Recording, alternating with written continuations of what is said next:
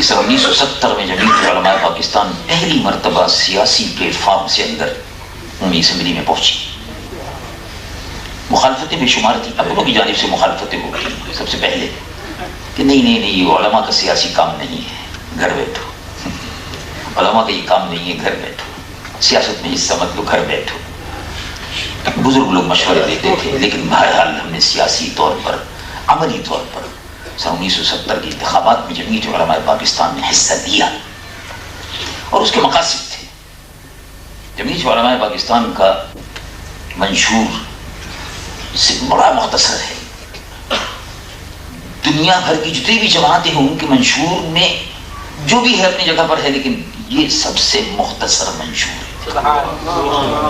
جمعیت علماء پاکستان کا منشور 2 لفظوں میں: مقام مصطفیٰ کا تحفظ، نظام مصطفیٰ کا نفاذ. یہ منشور. اب اس منشور سے کس کو اختلاف ہو سکتا ہے؟ اب اس منشور پر عمل کرنا تھا، اس منشور پر عمل کرنا تھا. تو میں آپ کو تقریر تو میں بھی بہت کرتا رہتا ہوں اور الحمدللہ کروں گا انشاءاللہ، لیکن اس وقت میں سمجھتا ہوں میرے لیے تقریر کا موقع نہیں ہے. میں حقائق کچھ آپ کے سامنے بیان کرنا چاہتا ہوں اور اہل سنت کو بتانا چاہتا ہوں کہ کن کن محاذوں پر آپ نے جنگ لڑی ہے اور ابھی لڑنے کی ضرورت ہے. اور اس سلسلے میں قیادت کے انتخاب کے سلسلے میں آپ کو بڑی پرتگاری کا مظاہرہ کرنا ہوگا اور بڑے احتیاط کے ساتھ اس دور میں چلنا ہوگا. اور ہم آنے والی صدی جو ہے اس کو اسلام کی صدی کیسے بنا سکتے ہیں، یہ وہ مسائل ہیں جس وقت ہمیں درپیش ہیں. اور الحمدللہ ہماری جماعت اہل سنت یہاں موجود ہے، ورلڈ اسلامک مشن کی قیادت بھی یہاں موجود ہے. مل بیٹھ کر اس سلسلے میں کام کرنے کی شدید ترین ضرورت ہے. چنانچہ پاکستان میں یہ چیلنج درپیش تھا. میں کیونکہ آپ جانتے ہیں کہ میرے والد ماجد نور اللہ مرقدہ حضرت مولانا شاہ عبد الحلیم صاحب صدیقی رحمۃ اللہ علیہ وہ بالخال میں واحد مبلغ تھے جو بیرونی ممالک وغیرہ سب دورے کرتے رہتے تھے، اور یہ انہی کے بعض مقامات پر لگائے ہوئے پودے ہیں کہ الحمدللہ وہ آبیاری ہو رہی ہے اس کی. تو وہ اس زمانے میں کہیں جہاز سے، کہیں ریل سے، اور کہیں پیدل، اور کہیں بیل گاڑیوں میں افریقی ممالک میں اور ساؤتھ امریکہ میں، یعنی کہاں کینیڈا میں اور امریکہ میں، مختلف ممالک میں، آسٹریلیا میں، نیوزی لینڈ میں، جاپان میں اور چین میں اس زمانے میں وہ تبلیغی دوروں پر تشریف لے جاتے تھے اور قادیانیت کا بھی ساتھ ساتھ اور عیسائیت کا بھی مقابلہ کرتے تھے. تو قادیانیت کے سلسلے میں ایک ذہن میں میری بھی بات تھی اور ہم نے الحمدللہ قومی اسمبلی میں پہنچے. قومی اسمبلی میں پہنچنے کے بعد سب سے پہلا کام جو ہم نے کیا الحمدللہ وہ یہ تھا کہ اس میں دستور میں ایک عارضی دستور بنا، اور اس دستور میں یعنی وہ عارضی دستور تھا کیونکہ اس وقت پاکستان میں دستور کی ضرورت تھی اور مستقل دستور بنانے کے لیے کمیٹی بن رہی تھی.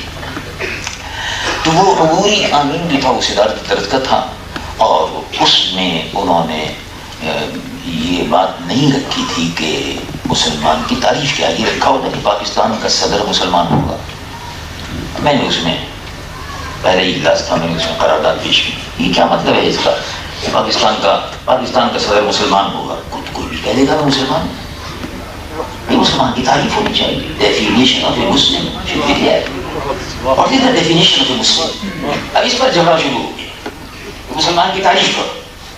ظاہر مسلمان کی تعریف بڑا مشکل مسئلہ ہے اور ہم نے بنیاد رکھنی تھی قادیانیت کے مسئلے کی، آگے چل کر ان کو اس سے نکالنا ہے. لیکن جنگ بڑی تدبیر اور حکمت عملی سے شروع کی. شروع میں اگر ہم کہہ دیتے تو قادیانی لابی جو ہے، قادیانی لابی قادیانیوں کے پیسے سے بہت سے ممبران قومی اسمبلی پیپل پارٹی میں منتخب ہو کر آئے، وہ قادیانیوں کے پیسے سے منتخب ہو کر آئے.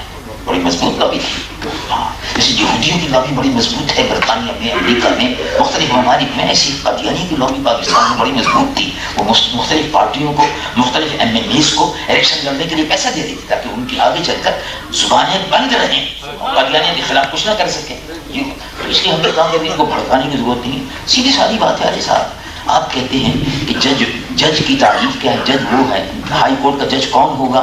جس نے اتنے عرصے تک پریکٹس کی ہو، جس کے پاس LLB کی ڈگری ہو اور اتنے عرصے پریکٹس کی ہو. تو آپ مسلمان کی بھی تو کوئی تعریف ہوگی نا، مسلمان کی بھی تعریف ہونی چاہیے.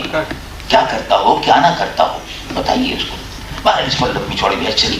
لوگوں نے یہ کہا کہ تم اس مسلمان کی تاریخ پر متفق ہو ہی نہیں سکتے ہیں. وہ ہو سکتے ہیں, آپ علماء کو بدنام کرتے ہیں. ہم کر جائیں گے. چنانچہ انہوں نے کہا ہم چیلنج.